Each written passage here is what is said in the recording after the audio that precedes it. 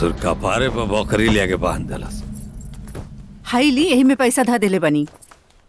प्रणाम मम्मा। प्रणाम। खुश रहा सन रे। कहाँ रहा तारू सन? दूजी के चांद हो गइल बालू सन, एकदम लौकते नहीं के सन आजकल। जब से ही बकरी घर में आइल बिया ना, पनौती आ गइल बा। लोग ऐसा ऐसा बात कहता कि सुन के कान में से खून निकलता।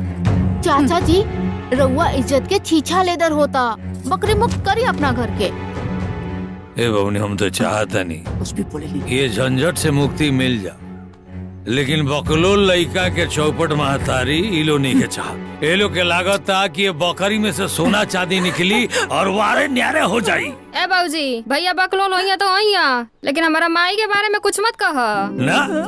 तोर माई तो चांद पर से उतरल बड़ी है। चाचा जी, अम्मा तो मजबूर बाड़ी, मतारी है, बेटा पे मोहाइल बाड़ी, लेकिन अम्मा ई मोह किशन खातिर बहुत घातक बा। और का सोचता नहीं, जितना जल्दी बकरी से छुटकारा मिल जाए ना, उतने शुभ हुई।